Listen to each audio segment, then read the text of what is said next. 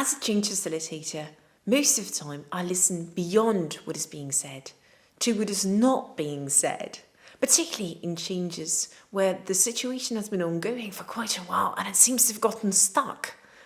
Then there is a lot of voiced and particularly unvoiced resistance. I use my curiosity to guide me to listen to what is not being said. And this can also be used when you're coaching someone or when you're mediating a conflict. What can you look out for when you're listening to what is not being said? Well, first of all, are there any hidden assumptions about what the change means, for example? So there may be any hidden assumptions that people themselves are not aware of, assumptions that they've made because of their previous experience, or it could be that there are rumours going through the organisation. And often you find that when the logical argument and the emotions involved don't turn up, you haven't really found the right perspectives to explain those yet. So are there any hidden assumptions at play? 2, there may be omissions. So I remember interviewing people for a project that had gotten stuck somehow and asking them about what was going on. I remember one party vividly speaking about one aspect of the change and really making a case. And when interviewing another party, they didn't mention that aspect at all. And I wondered why. Was it not important or relevant to them? Did they not know about it? Or was this something that they just decided not to focus on, but that they were picking their battles and focusing on the 2-3 essential aspects to them only? Or were they having a hidden agenda? Or perhaps they didn't trust me yet because I was new to the team. So you find that just looking at what omissions there are, it quite clearly shows you how people sometimes relate to the change project and how they relate to you. What really motivates the individual? What underlies their resistance? And often in change processes, you can look for the way that basic social needs are effective.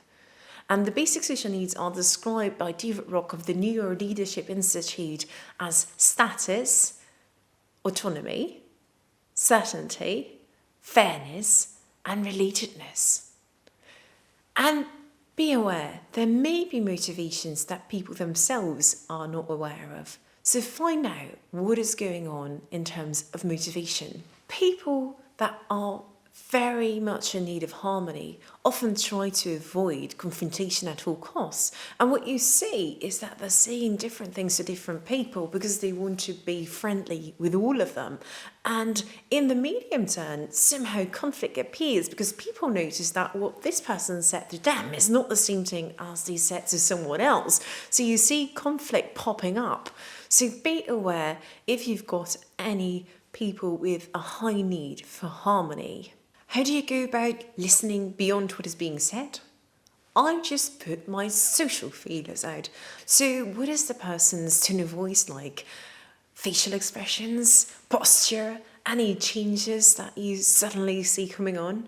Or in case I'm working with groups, how are the group dynamics? And what is the energy in the room like?